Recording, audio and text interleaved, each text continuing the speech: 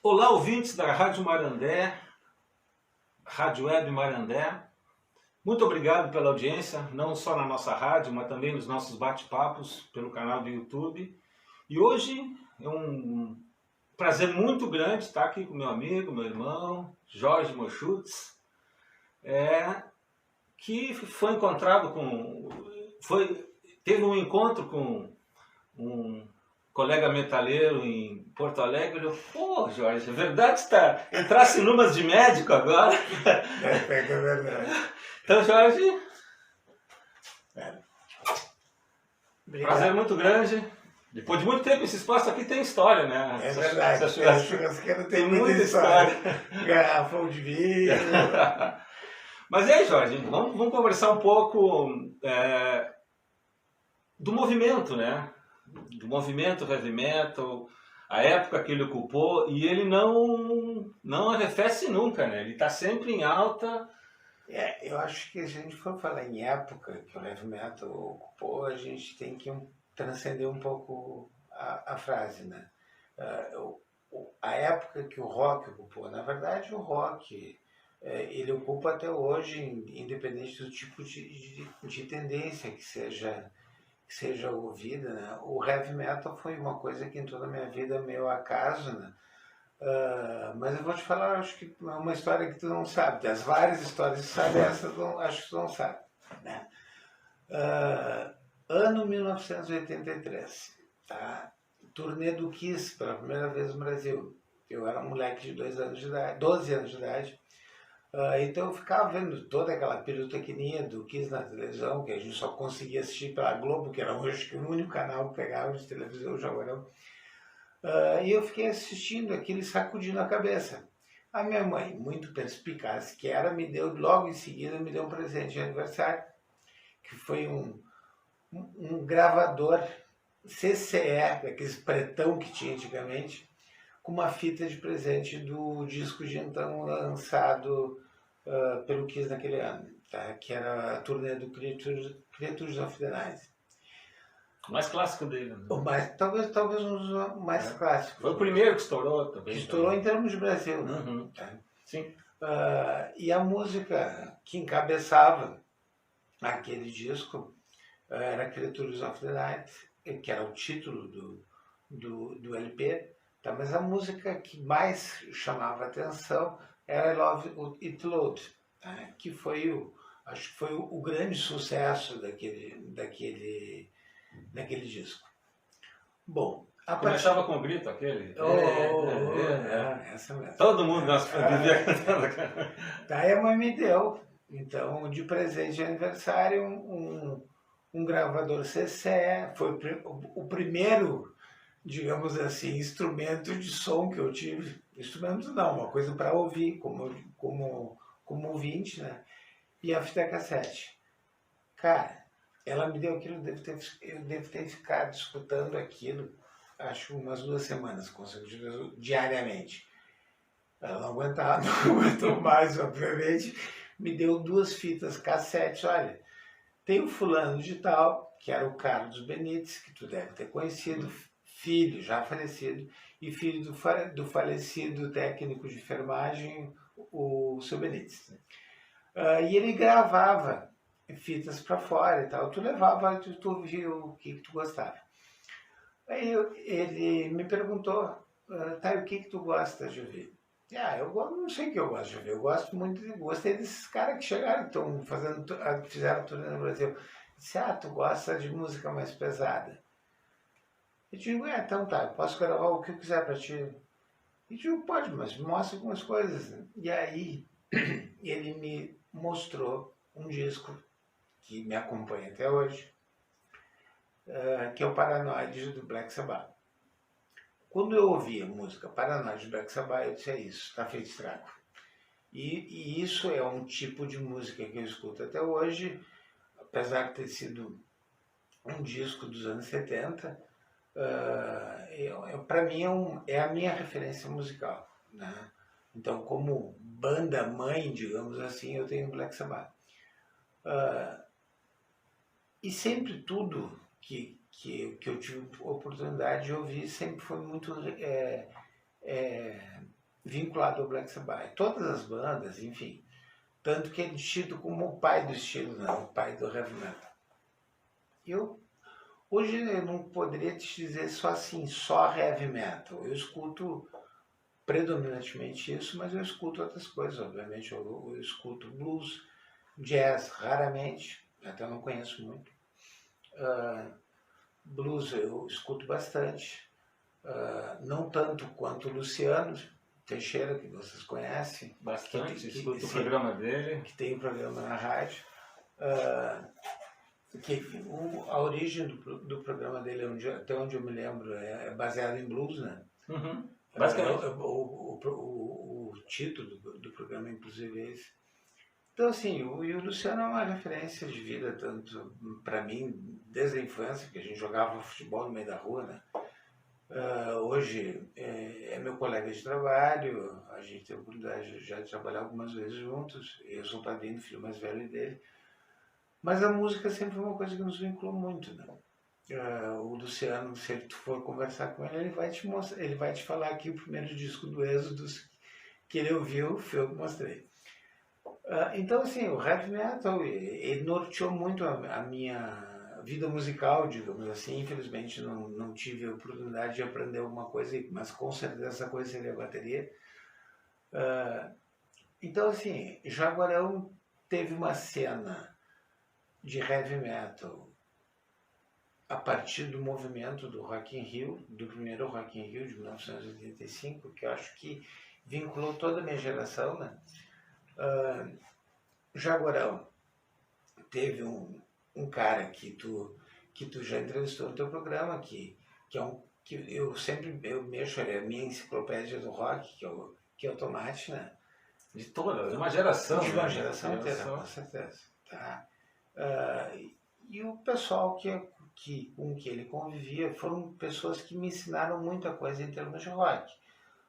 São gerações diferentes em termos do que diz o rock, mas muita coisa eu aprendi com o Tomate e com os irmãos dele. Tá? O Deco, né? O Deco era um cara que conhecia muito, muito rock. O cunhado, o Listinha é cunhado, é primo, eu sempre fiz essa confusão. Eu sempre vejo juntos, mas eu não sei se são só amigos. Ou são só amigos. Então, por exemplo, o Lista foi um cara que me mostrou Rainbow, o Eduardo, o alemão da Cleivo, foi um cara que me mostrou de Purple, LED, acho que veio meio na carreira do Black Sabbath também. O LED foi bastante influenciado pelo blues também, né? Sim, a origem dessas bandas todas é o blues, né? Tá? Tanto o LED quanto o Black Sabbath, que na verdade chamava-se Hurt no início.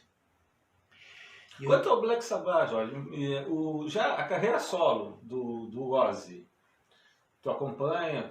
Sim, claro, né? Eu tive a oportunidade. Tem alguma diferença? É melhor a banda? É o Black Sabbath? Ou... Cara, por exemplo, se tu for ouvir o Cristiano Galo, tá? O Cristiano vai te dizer que são bandas diferentes. Black Sabbath com Ozzy é uma coisa e Black Sabbath com Ronnie James Dio é outra. Tá? E de fato, são bandas diferentes. Eu sou Ozzy maníaco, então eu vou sempre achar que o Ozzy é melhor, mas que o Black Sabbath se tornou uma banda muito mais densa, mais sinistra, digamos assim, com o Dio, com certeza. E o Dio era um cara que o que eu tive a oportunidade de acompanhar foi outro cara que era enciclopédia do rock, né? Então, aqui tu tá ouvindo hoje um cara falar que é um cara aficionado pelo gênero, né? Tem muita coisa que eu gostaria de ter conhecido, mas a minha raiz musical são as bandas dos anos 60 e os anos 70, né? Quando eu falo nesses anos, eu falo no Black Sabbath, falo no LED, falo no Deep Purple. Depois da nova onda do heavy metal britânico, onde entra o Iron Maiden, o Judas Priest, o Saxon, o pessoal mais dos anos 90, não é muito de curtir o Saxon, mas eu gosto muito, uma música muito pesada e eu gosto. Tá? E quando eu falo pesada, tem peso e tem musicalidade, tá? Isso é uma coisa importante.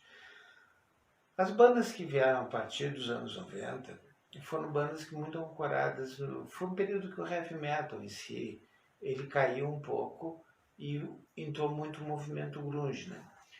Eu, pessoalmente, não gosto muito, mas eu sempre me amparo numa coisa. Tem uma frase do Dave Mustaine, que é o frontman da banda Megadeth. O cara foi guitarrista, fundador do Metallica, um dos fundadores do Metallica. E ele sempre diz, tem uma frase dele que eu acho fantástica, que o importante não é compor músicas, o importante é compor músicas que sejam eternas, tá? Independente do estilo, né? Eu acho que a grande coisa do rock e do heavy metal ou do blues, seja da tendência mesmo nas bandas que vieram depois de rock mais alternativo e tal, eu acho que são bandas que como o próprio U2, que é uma banda que tu gosta, mesmo sendo propriamente do que eu consumiria, com certeza as músicas deles são músicas que ficaram. São clássicos, né? São clássicos, exatamente. Como o The Cure, que a gente estava conversando outro dia, independente do estilo. O punk rock, né? Muita gente não sabe, mas o próprio Legião Urbana foi muito influenciado pelo punk rock. O vocalista do... Fugiu agora. Não é do LED, do Rolling Stones, o Mick Jagger. Em uma entrevista estavam cobrando que ele não fazia nada novo, né? E ele falou, mas vem cá, o bisavô, o avô, é verdade, o filho, o neto e agora já os bisnetos continuam escutando as músicas que eu fiz na década de 70. Por que eu vou fazer eu vou fazer um show com músicas novas, não vai ninguém. Então é o verdadeiro clássico que ficou, que marcou, que é um alicerce até para a própria continuação do rock. Sim, serve como inspiração, né? Eu vou voltar pro Black Sabbath. Eu tive a oportunidade de assistir o Black Sabbath em 3 vezes. Em 1992, eu estava no 4º ano de faculdade, e eles vieram numa turnê, mas não com a formação original. Tá? E quem encarregava os vocais era o Dio. E, de fato, eram bandas diferentes. Tá? Mas tive a oportunidade, a primeira vez que eu tive a oportunidade de vê-los foi em 1992 em Porto Alegre. Tá? Depois, eu tive a oportunidade de assistir o Sabá em 2013, e agora quando eles vieram na turnê de encerramento em 2019 ou 2018, não lembro mais. E de fato, são bandas diferentes com os vocalistas. O Black Sabbath com o Ozzy é uma coisa e com o Dio é outra. Tá? Conceitualmente falando. Então isso sempre foi quem gosta de Ozzy, gosta de Ozzy. Quem gosta de Dio, gosta de Dio. Diferente não quer dizer que a qualidade seja diferente, né? Cara, aí cai no ouvido e no gosto de cada um. Com certeza, mas assim, ó, da mesma forma que tem clássicos com o Ozzy, tem clássicos com o Dio, entende? Então, eu acho que... E aí todas as vertentes do heavy metal que vieram a partir deles, né? Tá? A própria nova onda do heavy metal britânico, que foi no início dos anos 80, que vieram outras bandas de outros lugares, por exemplo, como a Alemanha, na figura do Accept, do Scorpions. O Accept é uma banda que eu acabei conhecendo por intermédio do Tomate, aí por 85, acredito que tenha sido. E é uma música que eu tenho como referência até hoje, que é uma música do Accept, que é Fast or Shark, e tive a oportunidade de assistir eles uma única vez, tocando essa música, inclusive, não com o vocalista original. Isso é um hábito que eu tenho, meus cachorros são todos cantores de rock, então o que eu tenho hoje em dia é um pastor alemão que leva o nome de Udo. O Bruce era também? Hã? O Bruce. Bruce Dixon. Pequenininho, Bruce. Pequenininho Bruce. Então, assim, cara, eu acho que o heavy metal, ele apresentou um tipo de musicalidade, de, de, de comportamento, de vestuário, de comportamento, acho que fundamentalmente para toda uma geração. Uma rebeldia diferente também. Era uma rebeldia. Não dá para dizer chamar de rebeldia, porque um show de heavy metal é um show da paz. Sim, Tá? sim, mas ele é diferente, né? Ele choca o... choca pelo tipo de atitude, que parece uma atitude mais agressiva sempre. Cara, mas um show de heavy metal é muito difícil tu ver uma briga. E olha que eu já fui a show de heavy metal na vida. É uma energia muito boa, né? Com certeza. E olha, dentro daquilo que eu tive a oportunidade de vivenciar, e vivencio até hoje, eu acho que a palavra que define melhor de tudo é isso, né? Energia. Porque o rock é energia. Rock é vitalidade. Rock é uma coisa que transcende qualquer tipo de manifestação cultural, na minha opinião. O que não quer dizer que as opiniões dos outros não sejam corretas e coerentes, entende? Mas para mim, rock é isso. Rock é vida e é uma coisa que acompanhou toda a minha vida. Por isso que eu estou aqui falando sobre isso de uma forma. Eu já tinha conversado várias vezes a respeito disso, de fazer a chamada. Com certeza, hoje eu não sou a referência conhecedora de heavy metal em Jaguarão, mas sempre que eu posso a gente se junta e troca uma ideia. Cada um gosta mais de um determinado tipo de estilo de heavy metal. Eu sou um cara mais do heavy metal clássico, né? Das bandas originais, mas tem muita coisa que vem a partir, por exemplo, da geração Metallica, pelo amor de Deus, o que o Metallica representa para o estilo, representou e representa, né? Eu me lembro a grande frustração que eu tive quando Metallica começou a tocar em rádio FM, de os caras comercializaram. Um cara que eu tive a oportunidade de conversar, por incrível que pareça, o vocalista do Metallica em 1985. O Metallica era um grupo que estava ainda aparecendo, uma banda que eu conheci por intermédio de um outro jaguarense que me apresentou algumas coisas, que foi o Maurício Duig, e depois colou. Eu me lembro na época... Como é que tudo? Foi por telefone, né? Foi por telefone? Pela CRT, cara. Mas me conta como é que chegou o número do cara. Tava no disco. No disco tinha o número do fã-clube.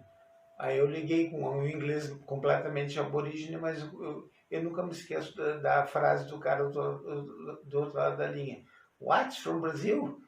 Quer dizer, para eles o Brasil era uma coisa muito longe. Hoje é um local de demonstração do espetáculo deles. Eu não assisti o último show que eles fizeram esse ano, mas vi as imagens, é fantástico. Com certeza é a maior banda do estilo da música, né? Acho que foi talvez a banda mais bem sucedida da história do rock and roll. Nem vamos falar em heavy metal, mas em rock and roll com certeza acho que foi a banda mais bem sucedida. Obviamente guardando o espaço de quem originou Beatles lá atrás, são coisas diferentes. Jorge, eu queria dizer, porque a essência, né, do rock, do heavy metal é britânica, né? É a ilha. Mas na verdade eu li na revista Wow Music, acho que foi, não sei se é bem esse o nome, que ele surgiu na Inglaterra. Sim. E mais parte do Reino Unido. Mas ele realmente se popularizou nos Estados Unidos. Procede isso? Qual é a tua opinião sobre isso? Porque tu estava falando que o teu heavy metal é o clássico, né?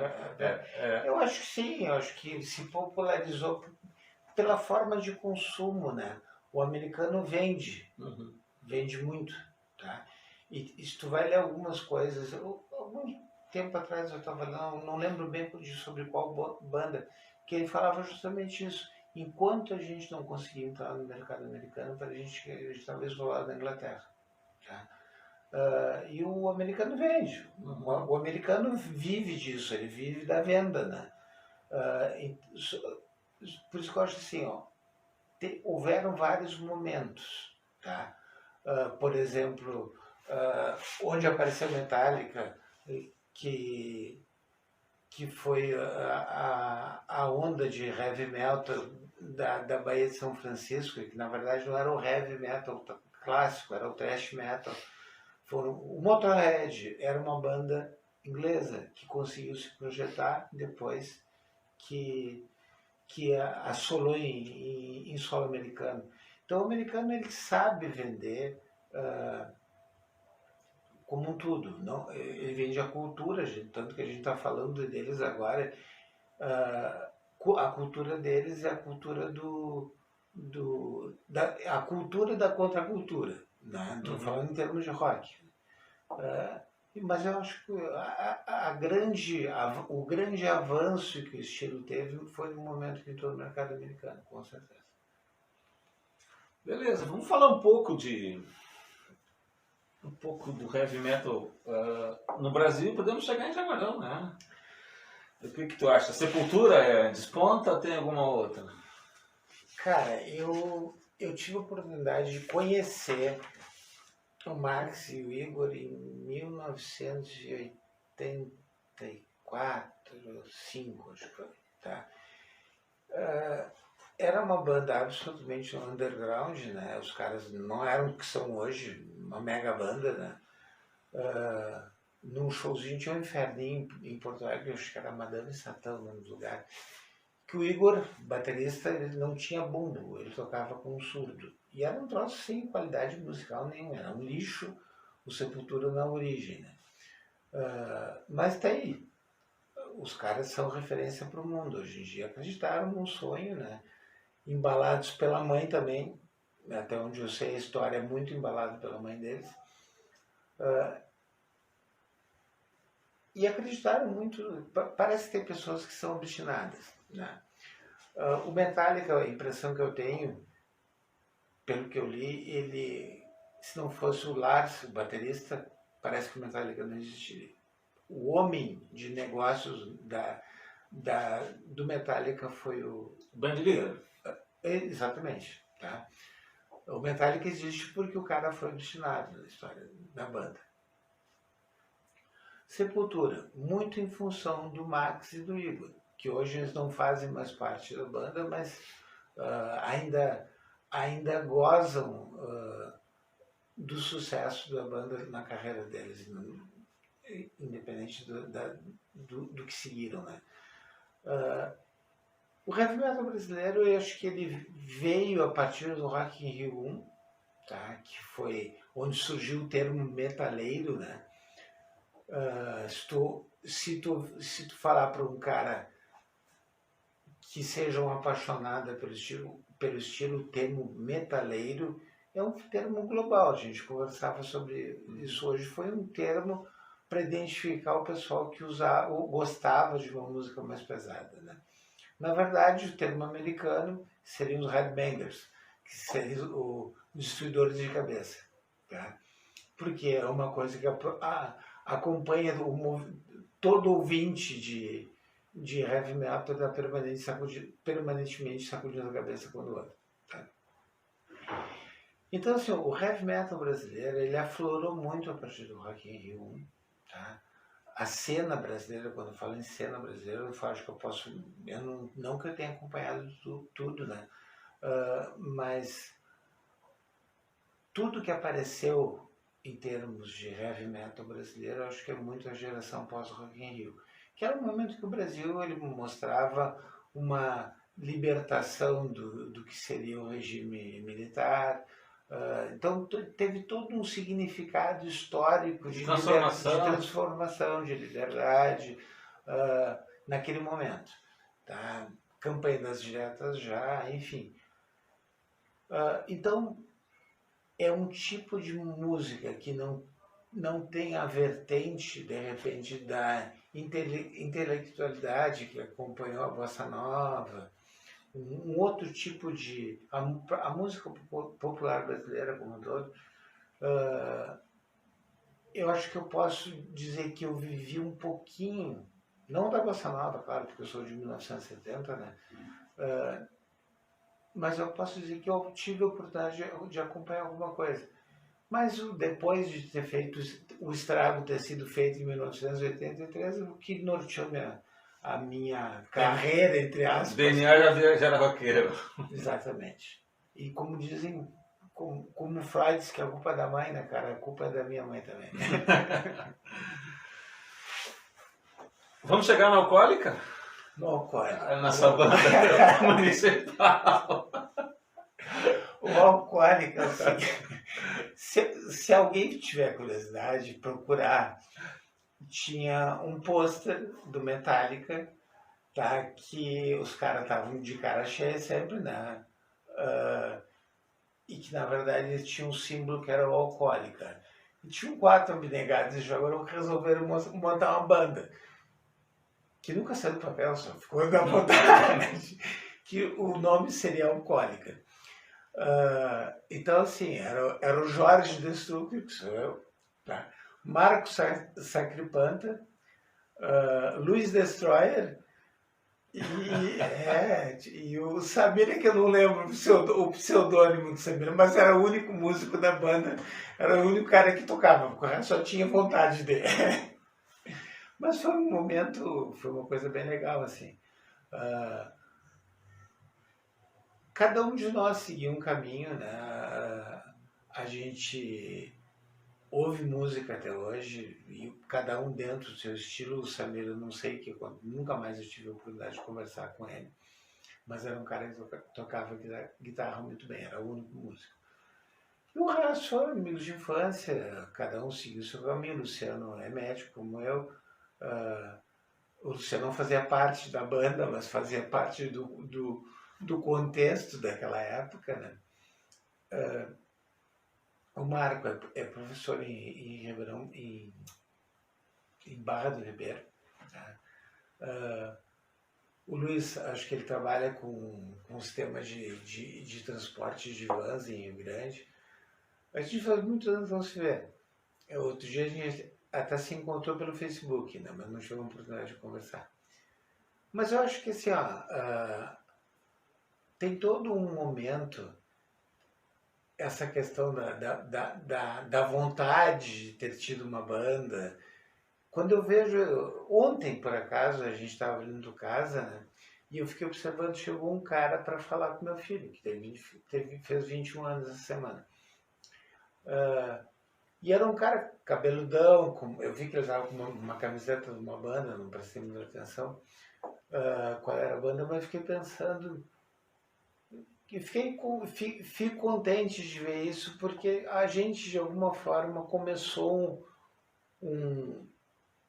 nos anos 80, começou a plantar uma sementinha de alguma coisa em Jaguarão que ficou, né? Houveram bandas que apareceram depois, a banda do Cristiano, tem uma banda de death metal, aliás, de black metal em Jaguarão, que é a Fetus. Ela é excelente, os caras têm contato com gente de fora do país. E o interessante dessa banda é que dois dos músicos, eles são de uma família tradicional de Jaguarão. Quando eu digo família tradicional, aquelas pessoas arraigadas os hábitos de gaúcho e tal, e os guris são os roqueiros natos, né? Um deles também, meu colega. Então, assim, o legal de olhar para isso é ver que uma sementinha do que tu ouviu lá atrás ficou lançada, ficou plantada. Esses dias alguém me falava, eu me lembro de ti, Anaí, tua prima, me lembro de ti com um cabelo comprido cheio de corrente, né? Então, assim, de alguma forma a gente marcou um momento, um comportamento. Eu acho que isso é o mais legal, assim, tu olhar para trás e alguém te olhar não pelo que tu é hoje, mas respeitar o que tu foi lá atrás. Acho que eu acho que isso é a grande coisa bonita que a música, e aí torna falar independente do tipo de música, é que foi uma coisa que de alguma forma se eternizou. O heavy metal jaguarense, ele tem uma cena forte, tá? Hoje eu não tenho oportunidade de acompanhar isso, talvez o Cristiano Galo seja a melhor pessoa para falar sobre Vamos isso. conversar, vamos trocar uma ideia Tá, com o Cristiano. tá? É uma pessoa que eu acho que ele conhece muito mais desse momento local, depois dos anos 90, do que eu, que foi o período que eu saí para estudar, fiquei fora, depois voltei, depois fui embora de novo, mas a questão da raiz musical para todo um grupo, eu acho que vem das festinhas que a gente via o Tomate tocar, a gente ia lá, sentava na volta. Eu tive a oportunidade de ir numa festa de formatura que o Tomate estava botando música. Tá? Aí quando eu olhei para o lado, eu vi o Thales, meu filho, sentado do lado do Tomate, aprendendo alguma coisa, mexer na mesa de som do Tomate. E o Thales, na época, era um moleque, devia ter uns 12 anos de idade, mais ou menos como eu. Entende? De ver um cara que me influenciou, acabou, de alguma forma, mostrando alguma coisa para o Thales também. Né? E musicalmente, isso que é legal da música, do rock, do heavy metal, tem bandas que eu aprendi a gostar por causa do Thales. E a educação musical do Thales foi basicamente a música que eu tinha para mostrar para ele. Né? Claro que tem coisas que eu sei que ele gosta, que eu pessoalmente detesto, mas eu respeito. Eu brinco com ele de vez em quando, mas houveram bandas que eu acabei... Por exemplo, o exemplo disso é o Megadeth, que é uma banda que... na minha época, porque o cara saiu do Metallica e formou uma outra banda que é uma mega banda. Tá? E na época eu não consegui absorver nem aprender. Por quê? Não, porque o cara sacanou Metallica. Era uma coisa muito radical em termos de comportamento. E até de maturidade. Hoje é uma banda que eu fui a 2 shows já, ou 2 ou 3. Tem o disco dos caras, tem o... Melhor, hoje em dia é CD, né? E tem acho que toda a discografia dos caras em MP3. Então, assim, o bom da música é que tu aprendeu, tu ensina e tu continua aprendendo. É como disse Dave Mustaine, guitarrista do Metallica. O importante não é o estilo. O importante é ouvir coisas que sejam eternas. Eu acho que isso é o mais importante de tudo. Legal, não? E os pais babãos, né? A gente fica muito feliz quando os filhos nos influenciam. Com certeza. Também, né? E às vezes de uma forma muito mais elaborada que a gente nunca tinha parado para pensar em nos mais diversos assuntos, né? Não Sim. só em gostos musicais, não só no aspecto cultural. Eu gostaria de agradecer a audiência, né? Na Rádio Marandé, a audiência nos nossos bate-papos também. Aí, você que ainda não se inscreveu no nosso canal no YouTube, eu não gosto da palavra like, deixa a sua curtida, se inscreva no canal, ative o sininho, sempre que tiver um vídeo novo, todos que são inscritos vão ser avisados. E vamos nos encaminhando para encerrar um bate-papo muito legal aqui com o Jorge sobre heavy metal, sobre música em geral. E eu estava conversando com o Jorge ontem o porquê, né, da rádio, né? O porquê, nada contra todos os outros gêneros. Eu acho que, inclusive, vamos falar especificamente de Jaguarão. Aqui, eu não sei se é bairrismo meu, mas aqui a gente consegue ter uma diversidade muito grande em todos os aspectos, né? Pô, a gente tem o Tucassa, que é um bar que sobrevive com rock, né? Quer escutar rock quarta, sexta e sábado, lá e de qualidade. Então tem público para várias vertentes musicais, né? A gente é de uma geração que a gente ouviu e viveu a radiocultura, né? Outro dia a gente conversava sobre isso. E, cara, era uma rádio que tu ligava e tu ouvia Led Zeppelin, tu ouvia Pink Floyd. E é claro, hoje tu não tem mais esse tipo de versatilidade musical local para tu conseguir ouvir. Tudo bem que aí entra uma questão de gosto, de momento cultural, enfim, que as pessoas estão vivenciando e a forma que as pessoas consomem também, né? Essas plataformas de streaming, né? Que bom que elas existem, a gente para conseguir, hoje tu vai ali, tu aperta um botão no computador, o cara, tu baixa toda a discografia de uma banda. A gente era um horror pra gente conseguir alguma coisa. Gravar uma fita cassete, né? Sim, era horrível, era muito difícil. E enredava? Enredava. Eu falava com o Tomate quando ele já veio aqui. E tinha que ter um Faber-Castell lá, uma caneta branca para enrolar, colar a fita, né, para poder escutar de novo. Era um método artesanal de consumo, bem dizer, né? Cara, mas eu acho que... Deixa uma saudade, né? É isso que eu ia falar. A gente sempre tem um mau hábito. E é um mau hábito de dizer, porque no meu tempo. No meu tempo são todos os tempos, claro, né? Cada momento tem o seu tempo. Então, a gente tem que acabar evoluindo, né?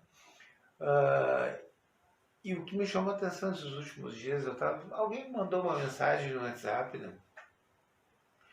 Falando sobre o Clint Eastwood, que é um ator americano, né?